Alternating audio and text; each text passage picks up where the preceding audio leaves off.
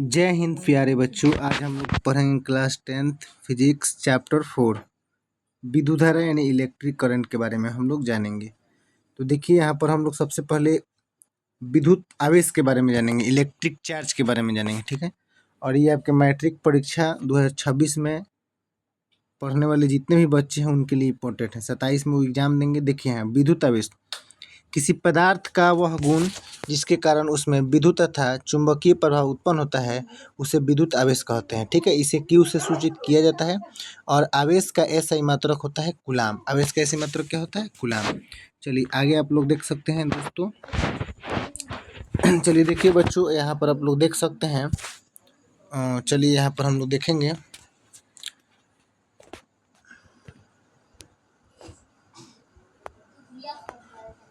देखिए यहाँ हम लोग थोड़ा बेसिक में जाएंगे। इंग्लैंड की महारानी एलिजाबेथ के घरेलू चिकित्सक ने जब कांच के छड़ को रेशम से रगड़ा तो छड़ में छोटे छोटे चीज़ों को आकर्षित करने की क्षमता आ गई, जिसे आवेश कहा गया। क्या कहा गया? आवेश कहा गया। इन्होंने कांच के छड़ को धनावेश माना तथा रेशम पर जो आवेश उसको ऋणात्मक माना। चलिए आगे देख सकते हैं आप लोग।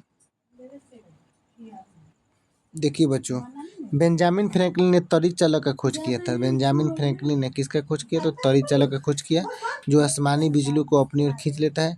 त्वरित चालक तांबे का बना होता है। किसका बना होता है? तो त्वरित चालक तांबे का बना होता है। आगे देख सकते हैं। आगे देखिए, बेंजामिन फ्रैंकलिन ने आवेश की सफल व्याख्या की। इन्होंने धनात्मक आवेश और ऋणात्मक आवेश की खोज किया। बिजली तरपते समय लगभग 1000 एम्पीयर की धारा उत्पन्न होती है तथा नाइट्रोजन ऑक्साइड उत्पन्न होती है। आगे देखिए, त्वरित चालक को टावर या ऊंची इमारत पर लगाया जाता है और इसे पृथ्वी से क्या कर दिया जाता है? तो जोड़ दिया जाता है। पृथ्वी जो है प्यारे बच्चों, पृथ्वी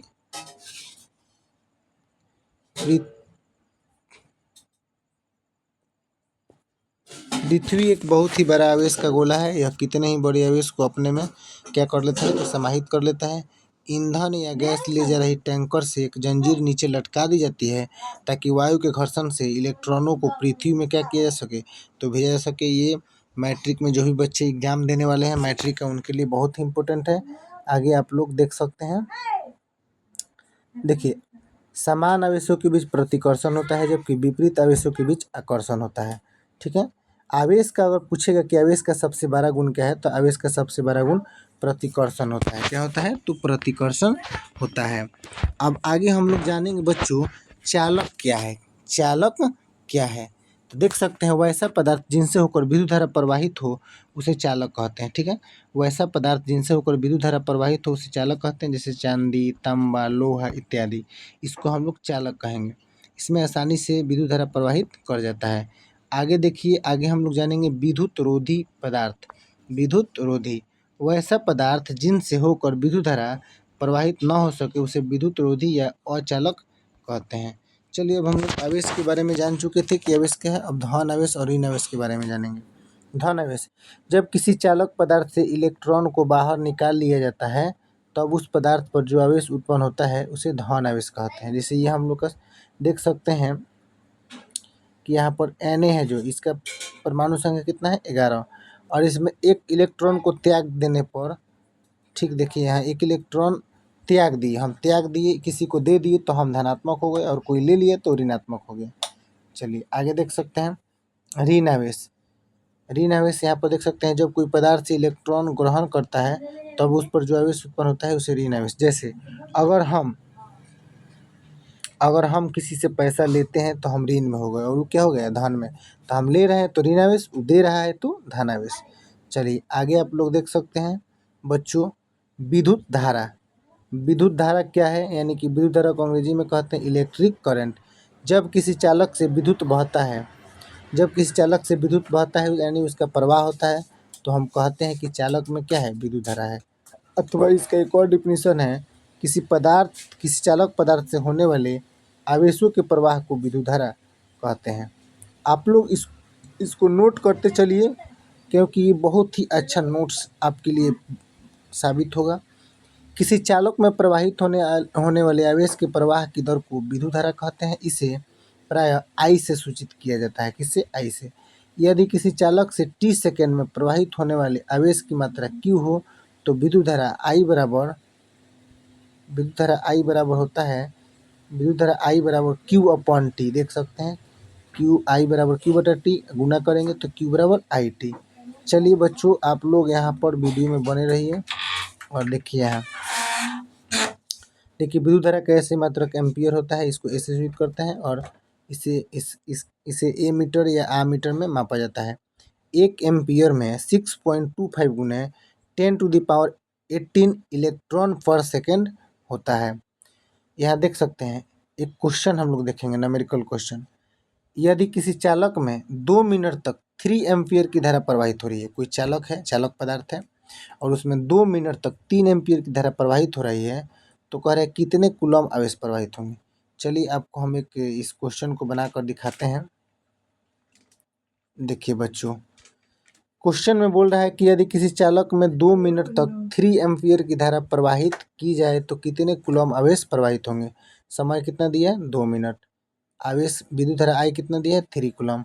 आवेश ज्ञात करना है। अभी फॉर्मूला बताएं, Q बराबर IT। Q बराबर IT। चलिए I का मान दिया है विद्युत धारा 3 दिया है, 3 कूलम, और समय 2 मिनट, तो इसको सेकेंड बदल देंगे, 1 मिनट में 60 सेकेंड, तो 2 से गुना कर देंगे तो 3 गुने 2 गुना 60 यानी 360 कूलम हो गया। इसी प्रकार आप लोग बहुत सारा क्वेश्चन को बना सकते हैं। जैसे यहाँ एक और क्वेश्चन है, देखिए यहाँ इस क्वेश्चन को आप लोग ध्यान से देखिए और इसको आप लोग कॉपी में नोट करते चलिए। यदि किसी चालक पदार्थ से 3 मिनट तक 2 एम्पियर की धारा प्रवाहित हो रही है, ठीक है, यदि किसी चालक पदार्थ से 3 मिनट तक 2 एम्पियर की धारा प्रवाहित की जाए तो उसमें कितने कूलम आवेश प्रवाहित होंगे। चलिए समय कितना दिया है? 3 मिनट। धारा कितना दिया है? 2 एम्पियर। ठीक है, अब इसको हम लोग समय को सेकेंड बदलेंगे तो 3 गुना 60 मतलब 180 सेकेंड आवेश ज्ञात करना है। Q बराबर फॉर्मूला होता है IT। तो I का मान 2 एम्पियर गुना T का मान 180 यानी कि 360 कूलम। चलिए आगे देख सकते हैं। चलिए अब हम लोग अगला क्वेश्चन देखेंगे जो बच्चों, नेक्स्ट क्वेश्चन आप लोग देख सकते हैं। एक वस्तु से 4 इलेक्ट्रॉन निकले हैं। अब हम लोग दूसरा फार्मूला देख रहे हैं। एक वस्तु से 4 इलेक्ट्रॉन निकले हैं तो इस पर आवेश की गणना करें, ठीक है। और एक इलेक्ट्रॉन पर जो आवेश होता है वो होता है 1.6 गुने 10⁻⁻19 कूलम, ठीक है। फार्मूला होता है बच्चों Q बराबर NE। Q बराबर NE। अगर किसी वस्तु से इलेक्ट्रॉन निकला है और उस पर आवेश पूछेगा तो Q बराबर NE, ठीक है। कितने इलेक्ट्रॉन? तो 4 इलेक्ट्रॉन। और एक इलेक्ट्रॉन पर कितने आवेश? तो 1.6 गुने 10⁻⁻19 कूलम। तो 6 गुने और इसको गुना कर देंगे 1.6 गुने 10⁻⁻19। अब इसको जब हल करेंगे तो आएगा 6.4 गुने 10⁻⁻19 कूलम। इसको आप लोग नोट करते चलिए कॉपी में, ठीक है। चलिए आगे देखेंगे अगला क्वेश्चन। चलिए नेक्स्ट क्वेश्चन हम लोग देखते हैं बच्चों। नेक्स्ट है क्वेश्चन में आपका बोल रहा है, देखिए क्वेश्चन है कि एक वस्तु से 5 इलेक्ट्रॉन निकले हैं, ठीक है। एक वस्तु से 5 इलेक्ट्रॉन निकले हैं तो इस पर आवेश की गणना अभी बताए हैं कि अगर किसी भी वस्तु से इलेक्ट्रॉन निकलने की बात हो, अगर उसमें से आवेश के बारे में पूछेगा तो कैसे निकालेंगे भाई? तो फॉर्मूला होता है Q बराबर NE, ठीक है। अब NE दिया है तो कितने इलेक्ट्रॉन? 5। नंबर ऑफ इलेक्ट्रॉन 5 और एक इलेक्ट्रॉन में कितना आवेश? तो 1.6 गुने 10⁻⁻19 कूलम। जब इसको हल करेंगे तो आएगा 8 गुने 10⁻⁻19 कूलम। आई होप कि आप लोगों को समझ में आ रहा होगा और आप लोग इसको नोट करते चलते होंगे। चलिए बच्चों नेक्स्ट क्वेश्चन हम लोग देखते हैं। नेक्स्ट क्वेश्चन है कि एक वस्तु से 6 इलेक्ट्रॉन निकले हैं। अभी इस टाइप का हम 2-3 क्वेश्चन आपको बता चुके हैं ताकि आपको बेहतरीन रूप से समझ में आए। एक वस्तु से 6 इलेक्ट्रॉन निकले हैं तो इस पर आवेश की गणना करें, ठीक है। अभी बताए हैं कि किसी भी वस्तु से अगर इलेक्ट्रॉन निकलेगा उस पर आवेश अगर पूछेगा तो फॉर्मूला क्या होगा? Q बराबर NE। Q बराबर NE। चलिए नंबर ऑफ इलेक्ट्रॉन कितना दिया है? 6। एक इलेक्ट्रॉन पर कितना आवेश? तो 1.6 गुने 10⁻⁻19 कूलम। जब इसको हल करेंगे बच्चों तो ये आएगा 9.6 गुने 10⁻⁻19 कूलम। आई होप कि आपको ये अच्छा से समझ में आया होगा और ऐसे ही वीडियो देखने के लिए आप हमारे चैनल को सब्सक्राइब करें और वीडियो को लाइक करें। चलिए बहुत बहुत धन्यवाद और अपने दोस्तों के पास इसको शेयर करें। अब नेक्स्ट ये पार्ट 1 था और हम लोग पार्ट 2 लेकर आने वाले हैं जल्दी ही मैं आपको ये पार्ट 2 इसका लेकर आने वाला हूँ विद्युत धारा का। ठीक है, तब तक के लिए जय हिंद, जय भारत।